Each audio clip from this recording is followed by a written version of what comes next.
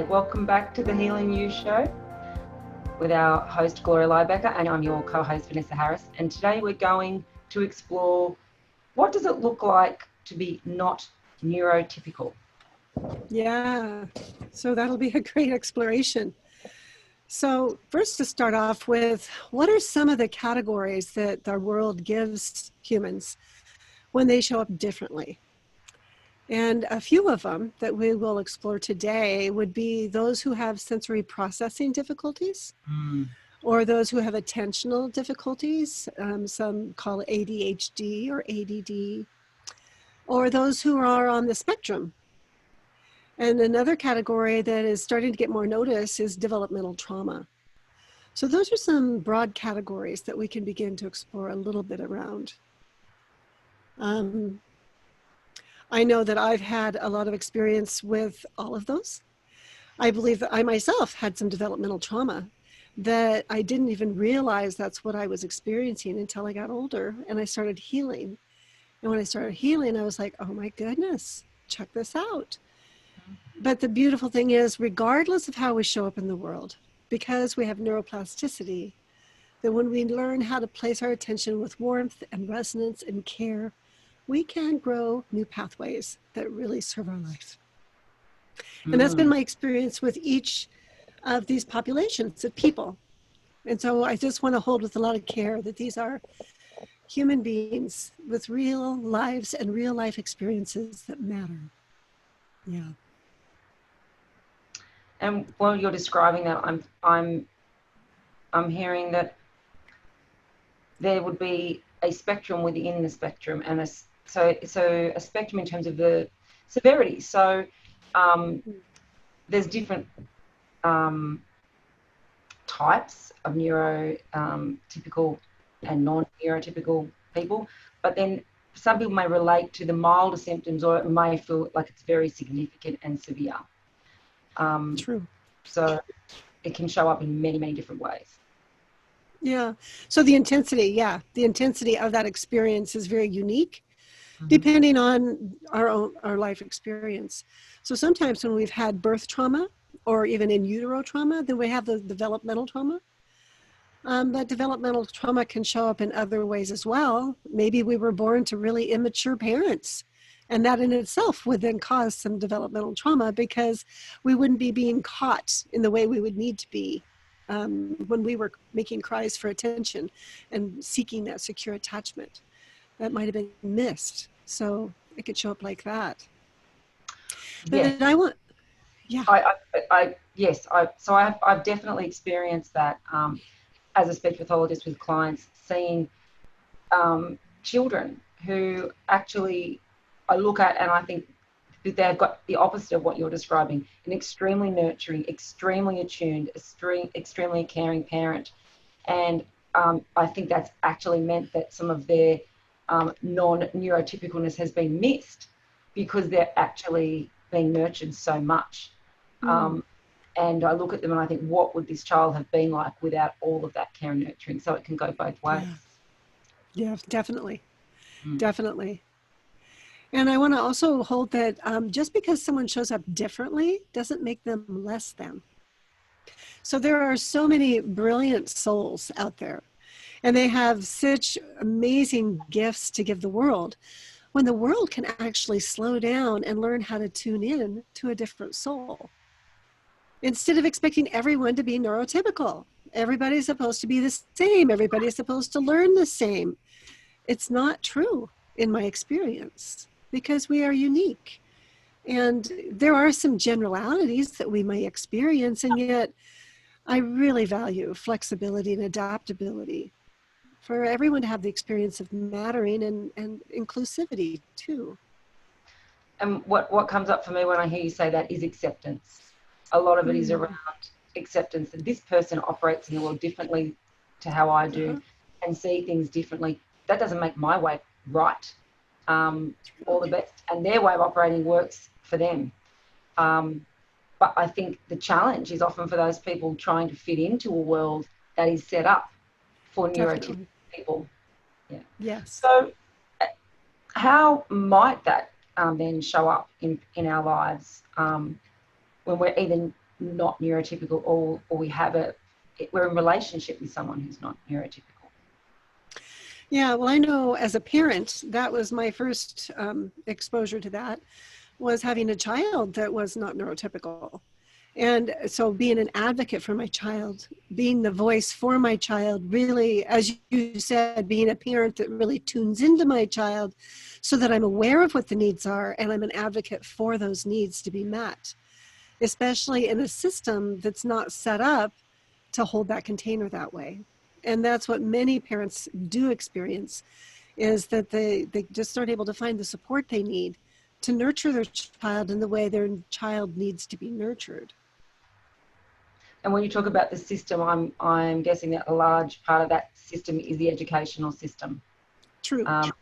And It's that it also can be the medical care system. It just depends. Because I believe that our world now is expanding enough to be open to other possibilities of what can support a person rather than just going to the hospital and the medical doctor. There are a lot of other holistic ways that we can support our nervous system and our growth and development. I wouldn't want to rule those out. Yes, and I have had that experience with clients with Tourette's syndrome that have actually looked at soothing and calming themselves without going down mainstream medical model. And it is definitely expanding. One of the things that I have actually noticed is that one of the things for not being neurotypical could be people with sensory processing disorder, I think you mentioned. And that is still a misunderstood field. It's still emerging. A lot of people are still only just starting to understand what that looks like, how that shows up. And often I think it gets confused with attention deficits because people need to move or touch or fiddle, or they may seem precious or difficult or rigid even because things have to be a certain way. Or they may seem intolerant. But when I actually tune into how sensitive they are to those things, I realise that they actually are showing a lot more tolerance than I am. Isn't that astonishing to realize? Yes, I used to think I had this amazing tolerance to pain, and a friend of mine was just like they just couldn't tolerate pain. And then when I realised that they were experiencing it a lot more, and in particular parts of their body was oversensitive to pain, I realised they were actually exhibiting a much higher tolerance by just being able to function the way that they did. Yeah. And what can happen for some when they are really working hard to tolerate something, especially in a public setting, then when they get home and they get to a safe setting, they may melt down. They may have a brain burst because their system has just been overextended. And now they're in a safe place. They don't have to keep trying to hold it together. And so I want to hold a lot of space for that happening too, because that can be really confusing to a parent that doesn't understand why this is happening. So I'm guessing that would be the case for a lot of children in the classroom, especially really young ones. And even for those children who their nervous systems are still developing. So they're not neurotypical in that they're not adult nervous systems yet. They're still they're not adult nervous systems till they're past university usually. So they're holding it together and getting everything done in the classroom, and then when they get home, their parents may be experiencing them crying or looking extremely overtired or oversensitive or not coping. And I have heard people say when the parent walks in the door, even when I used to hear it actually from people, when my children would see me and they'd start crying. They just see me and they'd suddenly just come to me and start crying and sobbing, and grandparents would look and go, well, they've been fine with me all day. Like, well, they're only crying for you. But like, it's obviously you that's causing them to cry, and they're just crying because they can. But I'm looking at that in a very different way now. Yeah, well, that's quite common for people that don't really understand attachment theory or understand sensory processing, to make those assumptions. So I would imagine that those would be people that are used to the neurotypical world and think everybody behaves in this way. And if you don't, well, then you're just being a baby, or you're being a problem, or there's all kinds of labels that can be thrown around out there. But what they're lacking is they're lacking compassion.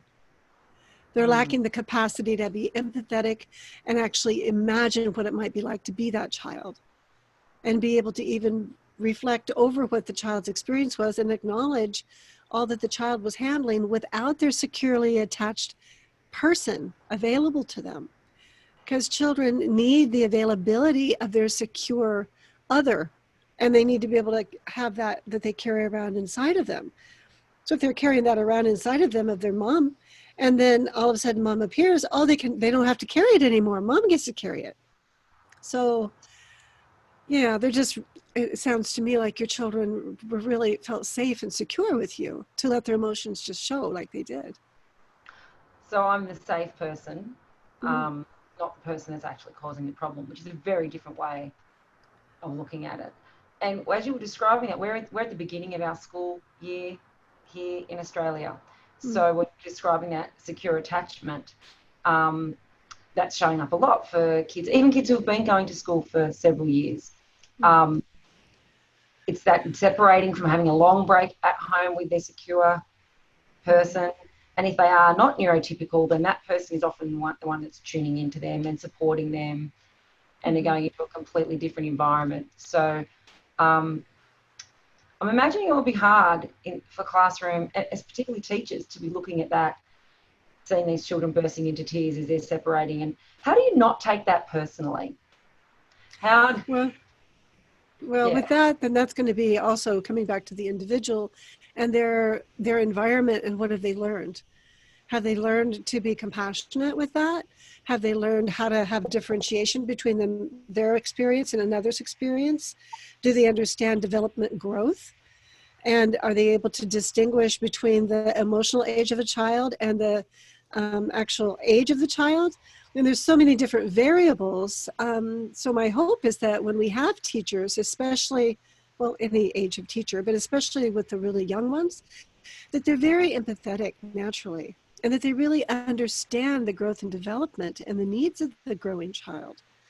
And that they have the capacity to stay open-hearted and curious with interest, even in the face of a full-blown tantrum, to be able to track and see what might, because if we can explore and experiment with if we change the environment, how does it support this individual to begin to come back to presence? Because if they're seen as trouble or disruptive, then that just means their behavior is actually communicating so much. Have we taught our professionals how to read the nonverbal communication of the individual? Because the body is telling us what they need if we only have the ability to understand the language. That really resonates with me, because when I see children, I seem to have a very high tolerance to a lot of behaviours in children, and typically children with neurotypical issues, that other people just find really difficult, or it looks defiant or naughty. And whereas I don't find myself reacting, because if I see any behaviour, I'm always looking at it with what you described as that open curiosity. Okay, what's that telling me? What's going on for that child? What's happening there? And one of the things that I was trained to tune into when I was doing a lot of stuttering therapy was how the children were responding and reacting to the feedback we were giving them. Were they comfortable? Were they not anxious? So if a child stuck their finger near their nose, I knew that was a sign of discomfort, or I'm not happy. And we had to tune right in to if they started shifting or squirming in a certain way. But it required, every child is different too. But it's looking at them, what are they telling me without telling me? Yeah, exactly. Also, there's more openness recently anyway, to being able to provide resources to teachers and to students. So if they have the sensory processing or the attentional stuff, they can sit on a big ball that maybe has bumps on it. So there's tactile things that they can have. when my son was younger, they didn't provide all those things, but I provided them because I would take my child to an occupational therapist, and we would devise different strategies through play that we would find that would work. And we would create like a little backpack kit that had sensory snacks in it. Because if they have sensory needs, then they need to have sensory snacks. And if that's just part of what they need, then it's all right. And so for there to be more education that it's normal, it's not normal. Because there's something about being labeled as different that can be really painful for a child, because we need inclusivity. And if we can celebrate our uniqueness, then there's acceptance that naturally unfolds.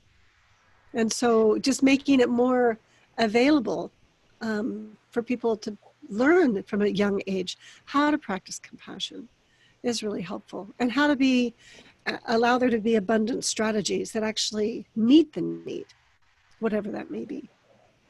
So I keep hearing you talking about practicing compassion when we're looking at these people who are not neurotypical. But what I'm now thinking about is what it's like for the other people experiencing that. And I know that one of the things in our education system, having my son go through it with a sensory processing, needing to move, like he needed to move and kind of rock. It used to be a full bounce, jump, jump, jump, jump, and then put that down to rocking. And he would be told, stop moving when they were in assembly or lines, you're not listening. And I found it difficult to explain. Some people couldn't grasp, but that if he stood still, it took so much of his capacity to be able to do that. He was then incapable of listening. And then moving was what he needed to do, which didn't always suit the people around him. And that could be very distracting for the teacher or the person delivering the message or the coach. It's not always teacher. Sometimes it's on the sporting field. So I'm hearing that sometimes if it's easy to be triggered by those behaviours, and the compassion is not just, I need to have compassion for that child. I might need to have compassion for myself first about how I'm feeling about this situation. Yeah, true. So it's each person's experience matters, and how can they each be supported to develop the skill sets they need in order to stay relational when it's uncomfortable. Because as human beings, when we get uncomfortable, that's when we shift left and we stop being relational. And now it's all about me and you're the enemy, or you're the wrong one, you're the bad one. And for me to stay relational, then I'm going to stay curious, and I'm going to be able to hopefully at least name something about my experience to support myself to stay present. So hopefully we also have classes and instructions that are supporting people as they're stepping into these adult fields to support others' learning, to have the skill sets and the tools and the resources they need inside of themselves to stay present and grounded. Because there's a lot of different types of exercises. There's Brain Gym out there. It's got excellent resources that when we can have movement, it's going to support a child especially to learn, because they need that movement to learn. And there's specific exercises in the Brain Gym curriculum that help with all the academics when people take the time to actually use them as a resource. Resources are only supportive when we practice them, when we actually use them. It's like medicine. You need to take the medicine. Put the medicine to work. You need to put it in your mouth and swallow it. Yes. Yeah. So you give a prescription, you can have the medicine sitting there, but if we don't take it, so the resources actually need to be used. And practiced is that. Yeah, that's what I'm really. And when you're describing that is, I'm just getting a sense of how overloaded parents can be, coaches, teachers, all the people in the lives of someone who wants to support. They've got so many things going on. Even therapists, if they have a full caseload and they're holding that space emotionally for a full caseload of clients, then they also need to have resources to support them. We all need to be having resources for self-care. in order to stay in connection with ourselves, in order to be in relationship with others. We first need self-connection to be in relationship with others. Mm. And then there's the person that's actually experiencing this this experience of being not neurotypical. And they're wanting to not only survive, but to learn, how can I thrive? How can I actually find a place where I have community that gets me and accepts me and welcomes me as I am? Exactly as you are, without having to fit in or change. Yeah, Yeah. absolutely. So how does somebody who is not neurotypical support themselves and find that attunement and that resonance and that understanding and that community? Well, hopefully it begins in the home with their parents or their grandparents or an aunt or uncle, where somebody recognizes them and checks in with them and engages with them and stays curious in order for them to develop we first need someone to pair up with us, that co-regulation, to know how to regulate ourselves.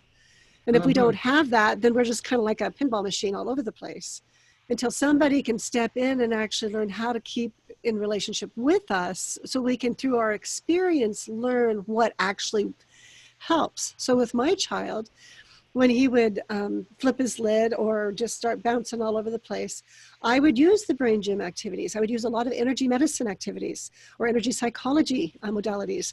And I would engage him and I would model what I wanted him to do. And we did a lot of the cross crawl, because sometimes the children, they didn't actually get enough cross crawl where the left leg and the right arm would cross back and forth in order to help make those connections in our hemispheres. So we didn't develop the pathways we need. So when people can start to realize the way we move our body and we do it repeatedly, it actually makes new connections that we need inside of our whole system of self. And so I would practice those things with him. And it's also true that when we have a young child and they're not willing to participate, rather than forcing them for their own good, we can just get up and we can model it. And as they watch us, it actually triggers the circuitry within them just by watching us. And when we don't pressure them, in my experience, then I would find my son was willing to engage with me, because I wasn't pressuring him. I was just having a ball doing whatever I was doing and modeling how fun it was. And so that, and then I also needed to make sure I had lots of resources for myself, because I'm really expending more energy on behalf of my child to support them to develop what they need in their life. So then I need to have that same kind of input in my life. We all do. So you need to keep filling up your jug so you could keep filling up his cup. Yes. And if we live in a community that's how it is, there's a reciprocation that happens. And this movement like this figure eight, it really helps make lots of connections inside of ourselves. It's interesting. Isn't that the infinity symbol? It is. Yeah. It is. So it's like the energy just keeping on flowing. It's kind of like that. I think for me, that's probably when I think about empathy and love. I can't be loving and I can't be empathic if I haven't got empathy and love coming in and flowing in to me. And that's where I realize, and there's multiple sources for that for me, but it's kind of like a pipe. We've had a lot of rain here recently. It's like you get a blockage in the pipe, and you need the pipe to be free all the way along. Even if the empathy is coming in, if there's a blockage somewhere. And when you were talking before, something about the blockage and developmental trauma, that's what I think some people who have had developmental trauma need, that what you're talking about, the attunement and the accompaniment, to be able to learn how to self-regulate and reconnect and start to clear those blockages. Is that? Yeah, well, what it does is it actually opens new pathways. So maybe there wasn't a pathway, and so it was perceived as a block, but it's just it hadn't grown yet. So it's like maybe it's just lagging. It still needs more nurturance in order to grow those pathways that it needs. And so sometimes, like my youngest, he's needed more years of nurturing. And so he's not at the same stepping stones that others in his age, chronological age, are. And yet it's perfect timing for him because he's following his own inner rhythm and he's supported in that.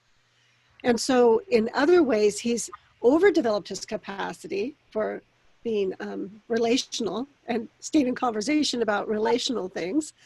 And then there's this certain things like math or science that is much more developmentally young. But rather than making him wrong, can I see where his gifts lie and nurture his path instead of expecting him to be like everyone else? So, in my experience, the expecting the children to be at the same level as everyone else, it doesn't work. it doesn't.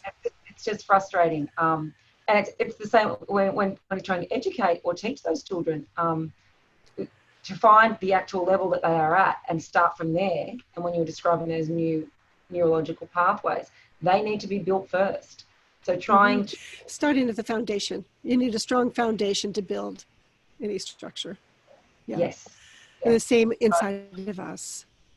Yeah. Yeah. So there are some really great resources for things like that I would like to actually name. So the Integrated Listening Systems has developed a lot of really great programs that are sound therapy that use air conduction and bone conduction in order to develop those pathways and support that nurturance. And they have programs that start at the foundation and then they build their way up to optimal performance. And after you've moved through one program, then you can move through another. And that really supported my child so much. And then I used it to become an advanced practitioner. I needed to use it myself, and I documented it as a case study for myself in order to recognize the power of taking the time to really nurture my nervous system. And that educated me more than anything else because I got to experience it from the inside out so that I can actually hold that space for my clients when they move through a program. And begin also to recognize the signals because I could remember what it was like inside of myself, and then I could recognize when I would have breakthroughs, or I could recognize when maybe I needed to slow my program down. Because it's not about finishing the program so much as it is staying in the process where I need to be. And then there's some, they need to just keep doing the foundation over and over and over again and let that be okay. Uh-huh. It's not about, I'm all better because I'm at optimal performance. It's like, no, maybe my optimal performance is right here at the foundation. And that's where I'm really going to excel in my life. Right. So I'm hearing acceptance again in that. So of acknowledging what your needs are and what works best for you or your child or your student or your client or whoever the person is not neurotypical around you. So not pushing through. I think that's probably one of the difficulties for teachers in the education system because there's a curriculum. Yeah, and they have expectations of what they're supposed to do. Yes. Although I think one of the frustrating things in our education system is there's a lack of, sometimes they're not giving specific milestones.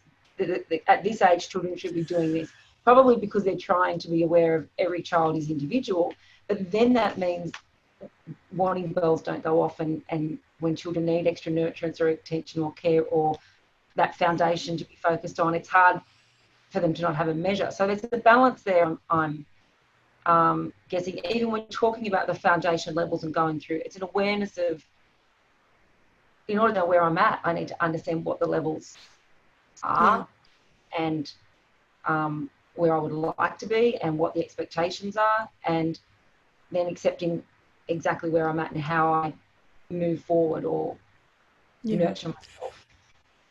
Well, and with teachers, many times they're in classrooms that are too full and they don't have enough support. And you can't have one person with 30 students and expect them to give individuated support and nurturance. It's too much.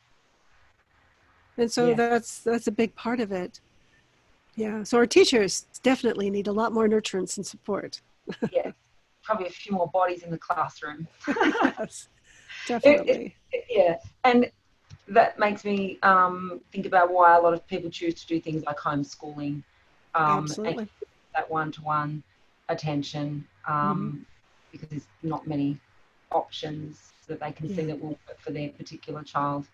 Um, Yeah, and I also want to acknowledge the specialists that are out there that are there to help people develop and grow.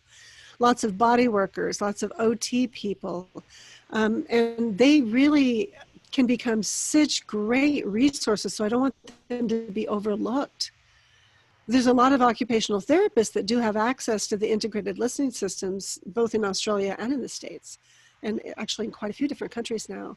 And so that's a beautiful blend to get to have both of those at the same time with somebody that's really trained to understand the body in a different way. mhm. And having that kind of a resource, they're great at coming up with strategies. I remember they had us build a flat board that had wheels, rolling casters on the bottom. And in order for our son to be able to do math, we had this, it was my big music room, had a beautiful hardwood floor that we had to redo because he would go in circles, big circles around the table, round and round and round. And he'd do that crawling with his arms and everything. And when he got done doing that, then he could do math. But it's like he needed that movement. And so that's just brilliant strategies they would come up with that made it like play. And so we do a little of this, and then we do a little math, and then we do something else, and we do a little English. And we'd go out and we'd swing. I mean, he had a swing that was like a great big, we still have it. I use it with clients now. It's like a big parachute, and it just hugs you. And you can swing in it, and it was just his favorite place to be. If I couldn't find him, he'd be in his parachute. So Swings, I I know swings are very soothing, and a lot of the children that come to our place all get on the swing. Um, Even the older kids, they just like to get on it and just kind of zone out and self-soothe and relax. And as you were describing that, doing math and doing activities, I was reminded of my children complaining about a teacher who was upstairs whose class was always stomping around. And I know that that teacher was doing those activities in uh-huh. between the other activities, which was fantastic. But the children underneath were kind of left hearing this great noise up there and feeling like they're missing out on something. So it can be very Yes, effective in the can class. be. And Even children who are neurotypical. they all benefit. We all benefit from that movement. Yes. It's a way to bring us all together when we can all experience something, even if we're neurotypical. We can still improve our brain function. We can still improve our capacity to be relational with one another. And we can do that by all engaging in activities and having fun together. Yeah. mm, I'm feeling like I want to get up and Because move all of a sudden. when we can bring in play, it makes it safe in the environment, and then learning can happen with so much more ease. Yeah, Mm, I think that gets overlooked sometimes. mm. But if people, if our viewers would like to get to learn more about this or have a conversation with me, I just want them to reach out to me at healingyoursanctuary.com. And they can even book a free consultation. And I'd love to provide them with some resources. Fantastic. Thank you. And I would just like to speak to that because I think one of the most powerful experiences I ever had as a parent, and I probably mentioned this before, but for other people who have not seen previous shows, was when you took me through a process very, very early on when the homework was just when your child is doing something that you do not enjoy, have a Mm. look at them and with open curiosity and ask yourself, what need are they trying to meet? And Mm-hmm. it just captured so many. It changed the entire way that I related to my children, and it took so much frustration away, and I just felt completely different. And it took away that enemy.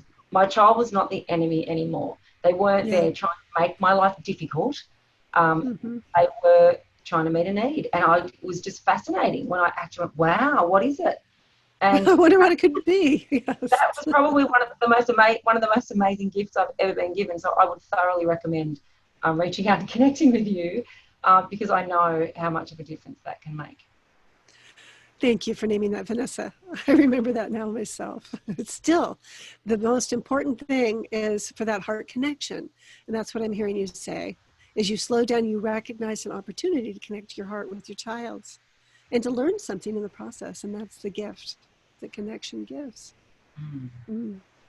Thank you. Thank you. So until next week, I'll say goodbye. I'll see you then. Thank you for the chat. It was very enlightening this week. It was a fun one.